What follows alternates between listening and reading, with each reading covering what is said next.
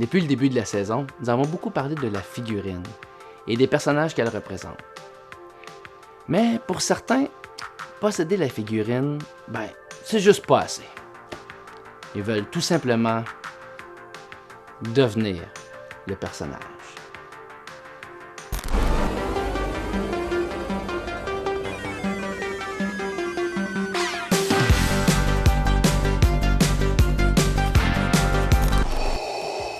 Luc, je suis asthmatique. On a tous eu un film marquant où on aurait tout donné pour prendre la place du personnage principal et vivre l'histoire. Pour ma part, c'est arrivé des milliers de fois durant ma jeunesse. Pour commencer, je voulais être Luke Skywalker parce que je vais devenir un Jedi. Puis par la suite, vers 10 ans, moi et 3 de mes amis, on croyait dur comme fer qu'on se transformait en Tortue Ninja. À chaque matin, on regardait dans le miroir et on disait avoir vu un bout de carapace apparaître. Chérie, t'aurais-tu voir à mon dos? Je pense que j'ai quelque chose qui pousse. Mais le plus drôle, et mon frère Yannick pourrait vous en témoigner, parce qu'il s'est amusé beaucoup à mes dépens, c'est que pendant un an, je n'acceptais plus qu'on me traite de mauviette. T'es une mauviette!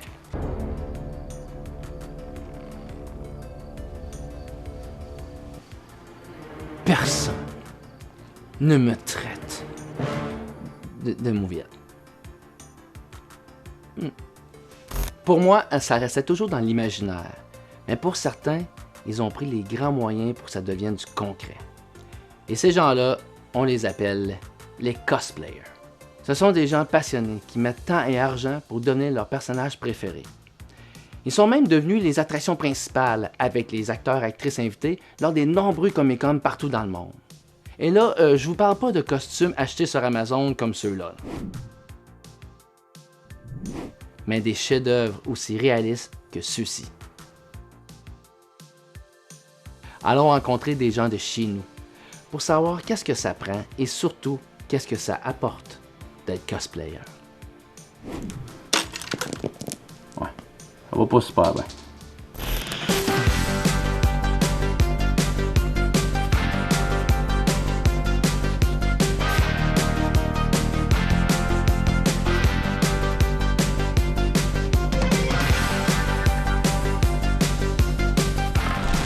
D'où vient ta passion pour Hulk?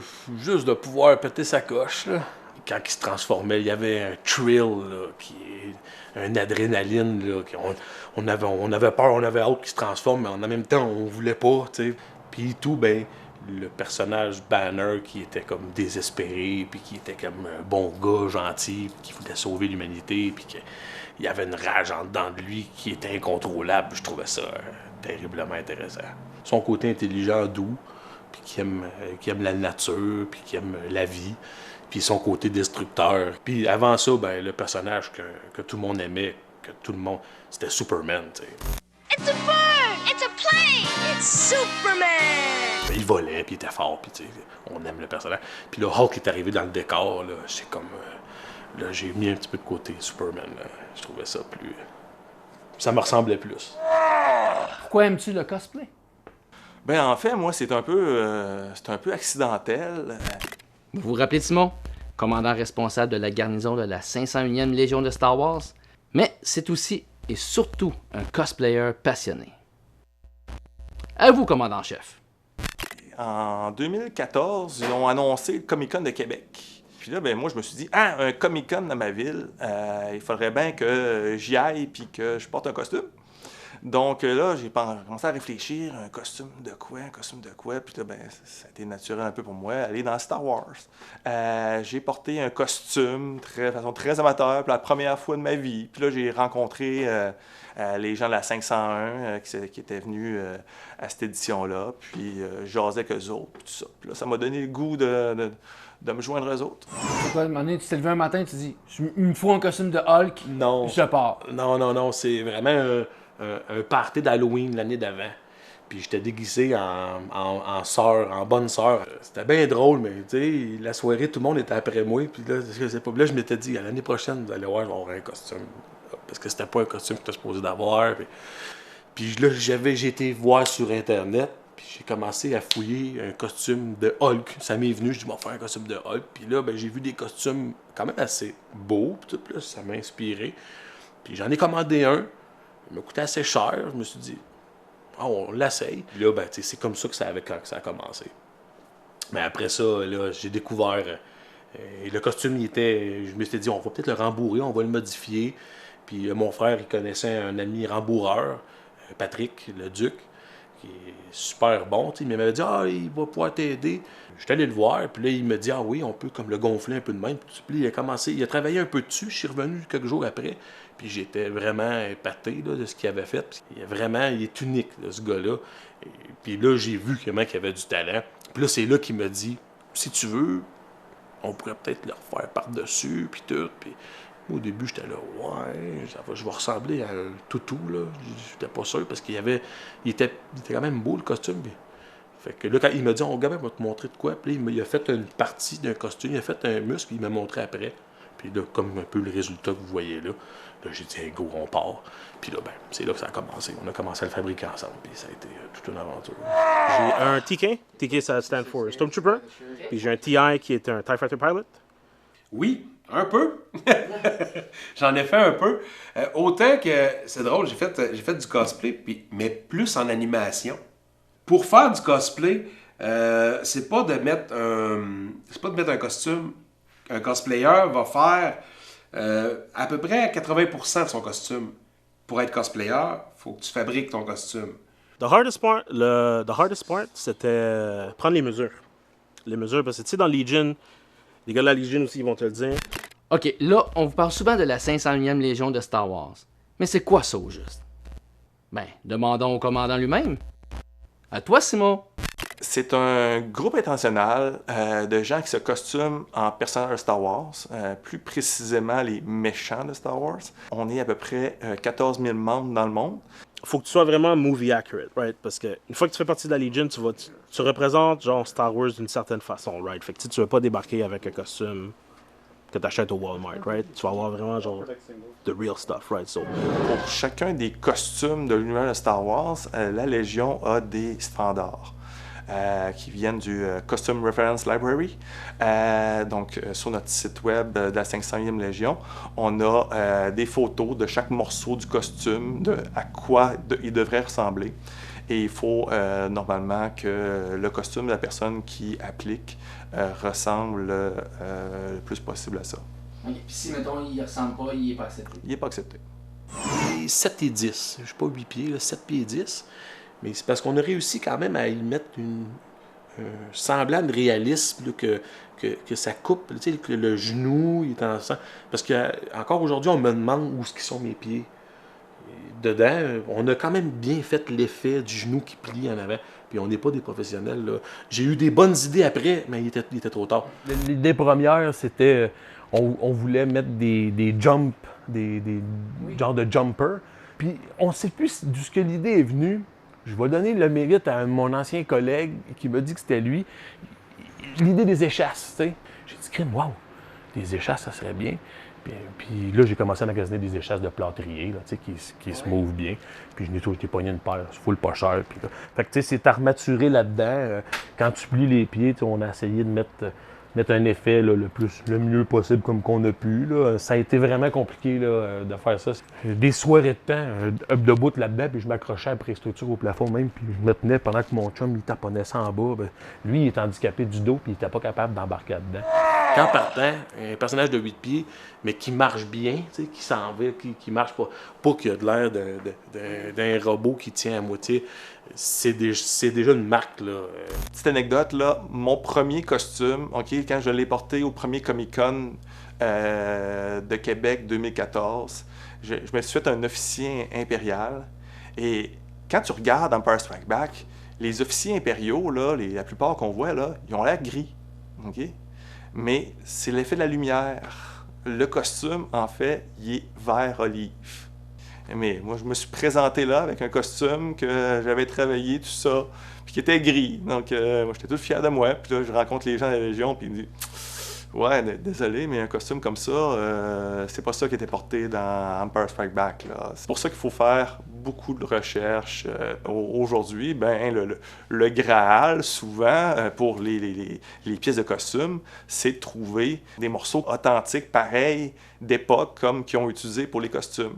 Par exemple, les officiers ont des genres de trucs ici dans les poches que tu sais pas trop c'est quoi, c'est des genres de tubes.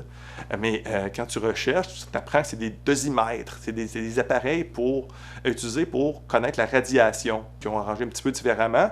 Mais c'est ça qu'ils ont utilisé. Donc, quand tu tombes sur un dosimètre, pareil, comme qu'est-ce qu'ils ont utilisé à l'époque, c'est vraiment le fun. Beaucoup du travail de découpage de plastique après ça. Tu sais, par exemple, là, mon ami, le Snowtrooper derrière moi, c'est moi qui l'a assemblé à partir des pièces de plastique qu'il a fallu coller, peindre, découper. Le ticket était plus dur, parce que tu sais, j'étais plus jeune, je connaissais moins ça, j'avais moins de contacts. Mais après, une fois que j'ai eu le TI was really, really easy. Tu trouvais un gars qui te fait le jumpsuit, après tu dois trouver le casque, tu dois trouver les tubes, le chatterbox, les databank cylinders, de quel fleet que tu fais partie, parce que oui, it goes that deep. Un Stormtrooper, là, ça a l'air bien facile en plastique, là, mais tu verras le nombre de morceaux qui arrivent. Puis les morceaux, là, ils arrivent pas pour ton bras. Là.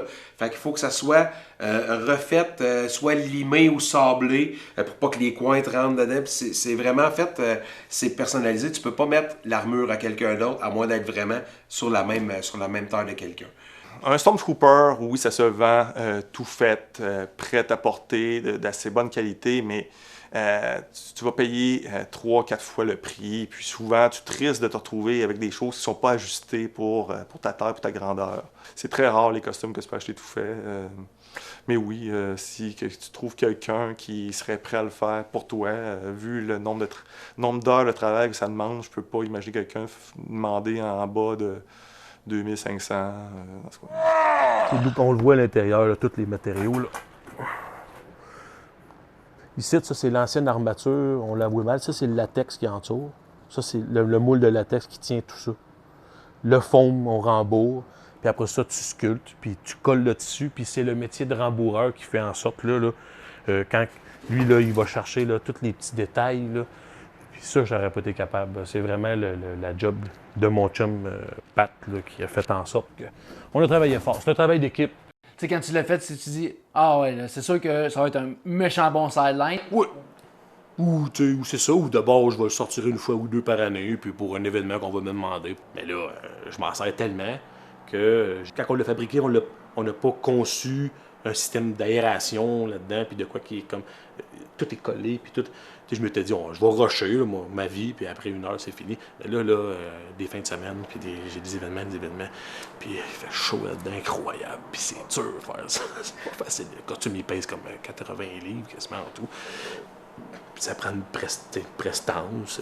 Quand on l'a conçu, il fallait comme une structure en dessous pour tenir toute la forme là, qu'on voulait comme coller. Fait qu'on a fait comme une espèce de moule de latex, là, cheap, là, mais tu sais, pour que ça soit comme une structure solide puis qu'il n'y ait pas d'échange d'humidité entre moi et le foam pour que ça fasse tout décoller l'extérieur. Fait que, et tout, ça fait que c'est très chaud. La chaleur, c'est ce qu'il y a de pire pour les organes internes. Puis moi, je suis comme tout... Je suis en prison là-dedans.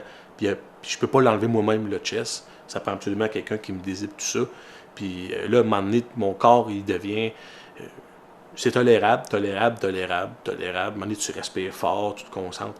Mais là, à un moment donné, là, c'est le cœur. À un moment donné, le cœur, il fesse fort dans la poitrine. Boum, boum, boum, boum. Puis là, t'as la pression. Puis le masque est en latex, hein, puis c'est terrible, la chaleur, ça respire pas pendant tout. Lou Ferrigno, il m'avait dit, j'étais à côté de lui, il m'a dit, puis je rushais, j'avais de la misère, j'avais chaud, puis il y avait beaucoup de photos, puis tout, puis il m'avait dit, il voyait que j'avais rushé.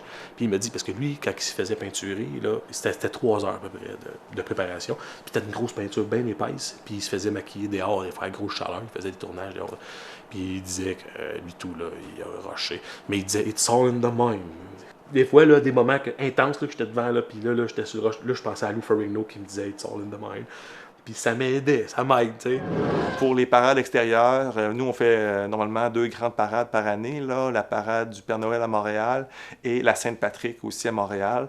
C'est pas des périodes très chaudes dans l'année, donc c'est très pratique un costume de snowtrooper pour faire ces parades-là à des fois moins 5 degrés, là, plutôt que d'être en officier, par exemple, ou en Stormtrooper standard avec juste un petit nylon en dessous du plastique, là. J'ai plusieurs costumes. J'ai un pilote de TIE Fighter, j'ai un officier, un Navy Trooper, crewman, j'ai les membres d'équipage qu'on voit sur les vaisseaux. Donc, j'ai plusieurs costumes comme ça, là. Vous avez créé un décor, Oui. le trône de l'empereur. Est-ce que tu peux me parler un peu de ça? Oui, ben en fait, on a créé 2 décors. Un pour Montréal, qui est une réplique du trône de l'empereur qu'on voit dans Retour du Jedi, dans l'épisode 6. Donc, ça a été énormément de travail pour construire ça, à couper des morceaux, à peindre, ainsi de suite, là, pour donner un bon rendu, là. Puis à Québec, lui, j'ai participé de plus proche parce que c'est ma ville. On a travaillé l'année dernière, on a fini une réplique du bunker d'Andorre, là, qui est vraiment massif, qui est énorme. Puis là, ben là, ça va être un peu notre base du décor. Puis là, on veut éventuellement rajouter d'autres morceaux après ça, par exemple un speeder bike peut-être, ou même peut-être un ATST, qui sait un jour, mais... Pour n'importe quelle personne qui voudrait se lancer dans Legion, ça vaut la peine. Si t'es un de vrai fan de Star Wars, puis tu veux faire... If you want to make a difference, ça vaut la peine. Surtout pour les kids, si vous voulez y aller, it's all good. T'sais, va sur le site web, va checker c'est quoi les règlements tout, puis demande aux gens, man, bro. Ben, justement, Jimmy, demandons. Hey, Simon, quoi ça prend pour faire partie de la 500e Légion? 18 ans. Malheureusement, il faut être un adulte. Et ensuite, il faut avoir son costume qui respecte les standards du club. Puis si, mettons, il ressemble pas, il est pas accepté. Il n'est pas accepté. Puis nous, on est des passionnés de Star Wars, mais aussi des gens qui aiment beaucoup là, utiliser cette passion-là pour rendre service à la communauté. Par exemple, nous, on participe beaucoup à des levées de fonds pour des organismes de charité. On fait des visites d'hôpitaux. On était avec Make-A-Wish.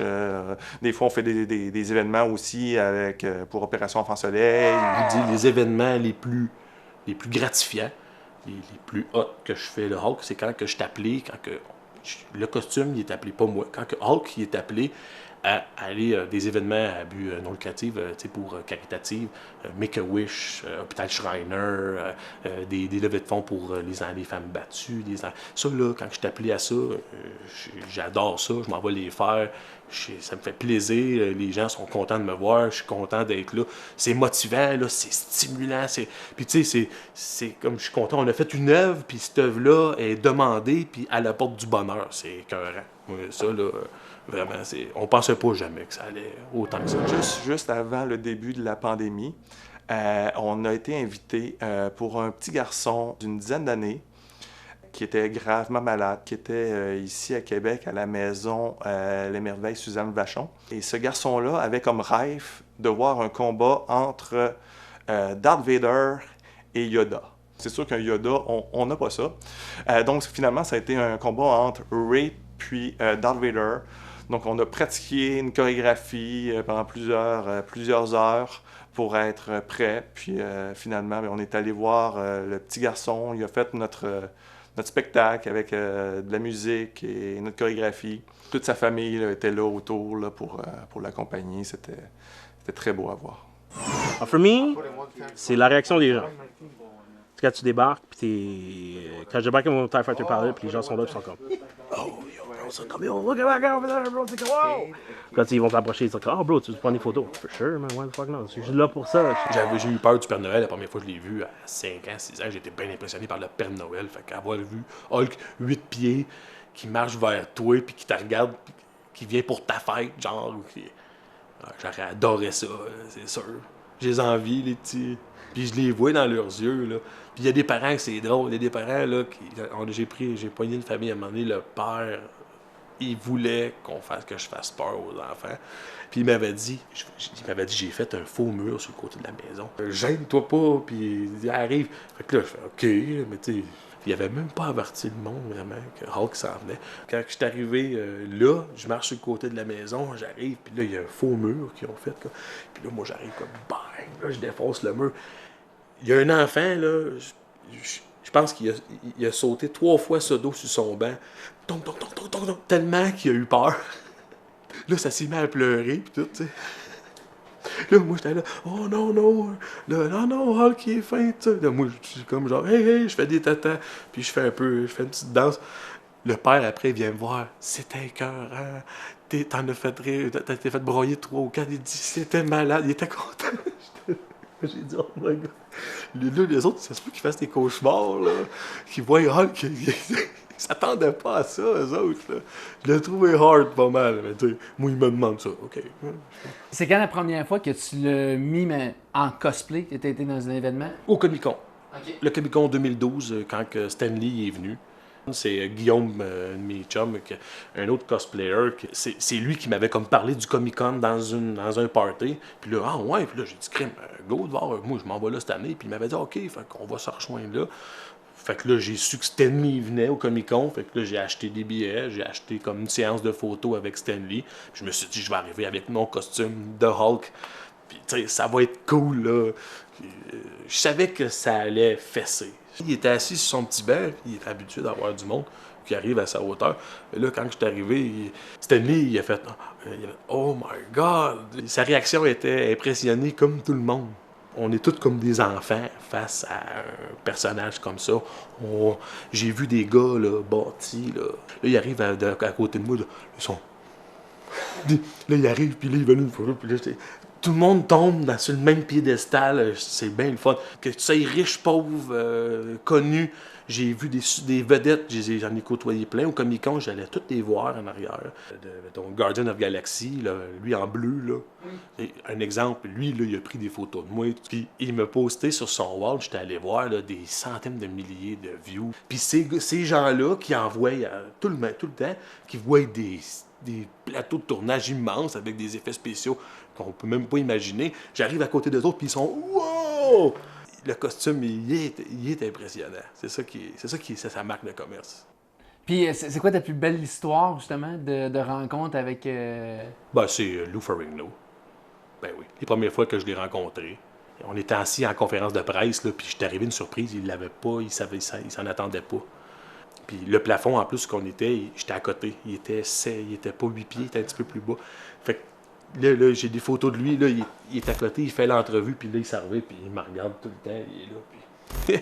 puis là, moi, tout, tu sais, je la regardais, j'étais impressionné de voir. Moi, je viens d'Abitibi, je viens du fond d'Abitibi, du creux, là, de Clerval, des rangs de Gornotte, de Gravel, puis tu sais, Lou Ferrigno, on avait des cassettes de... Je pensais jamais que ce gars-là allait me regarder émerveillé. Puis là, un moment donné, hey, merci. T'sais. Là, je m'en vais. Puis là, je continue à prendre des photos avec le monde. Puis là, un moment donné, le monde applaudit. Ça fait comme, ouais. Puis là, comme j'entends pas trop. Là, je me reviens. Puis c'est Lou Ferrigno qui est debout des airs. Puis là, il est là. Tout le monde, il est là comme ça. Puis là, il m'applaudit de même. Puis il me regarde. J'étais comme, là, j'ai eu des frissons. Là. J'étais comme, wow, OK. Je dis, OK. Moment de gloire, là. Mais tu sais, je pense tout le temps à mon chum Pat là-dedans. Je le mentionne tout le temps parce que je peux pas prendre les mérites. Mon costume. Puis ça a pris comme quasiment 2 ans de fabrication. T'es pas vraiment un collectionneur, mais là, non. tu commences. Ouais, ben... Pourquoi tu as décidé de commencer à collectionner? Ben, je l'étais déjà. Je l'étais dans l'âme collectionneur. À toutes les fois que j'allais au Comic-Con puis toutes les figurines, j'étais comme « Oh non, pas... What? » Juste à temps que j'arrive dans une boutique de Prime One qui avait amené à Montréal, les maudits. J'ai un œil artistique, là. J'aime les belles choses. Je vais voir des œuvres d'art avec ma mère. Là. Je l'amène tout ça, puis on va voir des expositions là, de Fabergé, plein d'affaires. Quand que tu vois des Sideshow Prime One et Queen Studios et tout ça, qui font peur, là, tellement qu'ils sont réalistes, là, j'ai mis le doigt dans l'engrenage. C'est un autre monde. Qui, quand tu partis avec un statut à la maison, tu vas mettre ça sur ta tablette. Tu vas dire, oh, OK, j'ai besoin d'un autre pour faire plus... Puis 2-3 ans après, tu as un champ plein de statues ou figurines. Là. Ah ouais, ben lui, c'était un sideshow. Il y en avait 230, je pense, qui ont fait. C'est un modèle genre tiré des comics, plus que des films. Fait que... Mais c'est parce que là... T'as le personnage ultime, là. T'as l'image de la BD que tu te fais avant, que tu l'as. Pour moi, Hulk, c'est ça. C'est lui. C'est vraiment... On voit sa rage, on voit ses mains, il peut lui-même s'écraser à la tête. T'sais. Le numéro 26, il est écrit en dessous, 26 sur 230. Fait que là, tu te dis, ouais, collection, là, j'attends 3 statues de fous là, que j'ai commandées qui vont coûter cher. C'est un autre monde, un autre monde. As-tu un rituel d'ouverture de boîte? Oui, sans farce, là, c'est mon premier grand opening. Là. Je m'étais planifié, j'avais pris une journée de congé. Ben oui, parce que là, je savais pas à ce qu'elle allait arriver dans la journée. Puis, je voulais absolument être là. Fait que quand c'est arrivé, j'avais un petit setup de petites bouteilles de fort, petite tequila. Puis là, j'ai des films, j'ai tout ce qui est sorti de Hulk en animé, puis je les ai toutes là, tu sais. Fait que j'ai mis des animés de Hulk en rafale, là. Puis là, j'ai mis du son, puis là, t'entendais les voix. Puis là, je déballais les boîtes, puis là, j'ouvrais ça, puis là, t'as le gros bill, puis là, j'ouvrais. Je jubilais, là. C'était comme Noël, mais fois. Over 9000, là, comme Dragon Ball, là. C'était comme un super Noël, là. Puis là, c'est vraiment une dog, ça, là. Après, là, t'es sur un gros hype, là, tu te dis, hey, je veux revivre ça, moi. C'est un autre monde, un autre monde. Et là, j'ai embarqué mon collègue là-dedans. Mon collègue a 63 ans. Okay? Lui, son personnage préféré, c'est le Prédateur. Fait que il s'est acheté un Masterline Ultimate Premium de Prime One de Prédateur. Il est vraiment... On l'attend cet hiver. Puis là, lui, ce qui est le fun, c'est que je vais aller le déballer avec lui. Là, lui, tout, il est embarqué. Puis là, j'ai dit, c'est sûr, tu vas en vouloir un autre après. Ah, il est là, ouais. No way! Oui. C'est un autre monde, un autre monde. Qu'est-ce que le Hulk t'a apporté le plus? De la patience. Contrairement à ce que... en y pensant. Puis aussi, ce que ça m'a apporté, c'est beaucoup d'entre-gens, beaucoup de... Je me suis fait plein d'amis au fil du temps, rencontré plein de bons mondes, puis je vais en rencontrer encore, puis juste les fêtes d'enfants que je fais des fois, c'est dans les familles que je vais. T'sais, moi, j'en ai pas d'enfants. Puis, fait que c'est le fun de voir, c'est le fun de se faire entourer des petits enfants qui sont tout contents, puis sont tout impressionnés. Ça apporte que du positif. Que du positif. Le plaisir de l'interaction avec le public, avec les enfants, donc faire vivre là, notre univers aux gens. Mais aussi le plaisir de la gang. C'est un peu en même temps un club social, la 501e Légion, puis le cosplay en même temps, c'en est un. On voit aussi les gens qui font les Ghostbusters, par exemple, ou qui sont dans d'autres univers, même Star Trek, et même les gens qui sont en cosplay là, individuel. On finit par en connaître beaucoup parce qu'on se fréquente, on fait toutes les conventions au Québec souvent ensemble, puis on apprend à se connaître, puis à développer des belles relations, puis avoir du plaisir ensemble. Puis combien de temps tu penses faire ça encore? Eh boy! J'aimerais ça le faire encore 10 ans, même plus. Il faut absolument que je fasse un nouveau costume plus léger, qui respire. Je peux plus continuer à faire dans celle-là, là, c'est vraiment exigeant. Je vieillis, là, puis j'ai des grosses semaines, il faut que ce soit plus facile. Parce que là, si ça vient trop dur, des journées trop chaudes, tout ça, Hulk, il va rester à la maison. Shao Kahn, ça a commencé avec... je suis un geek depuis ma jeunesse. On a été faire un tour au Comic-Con de Montréal une année, puis on a fait « Wow, c'est bien cool ». Ma grosse fierté, c'est de voir les retombées économiques pour ma ville que ça me fait. Les propriétaires de restaurants qui viennent me voir au Shao Kahn, qui viennent me serrer la main pour me dire merci. Ça, moi, c'est ça avant tout.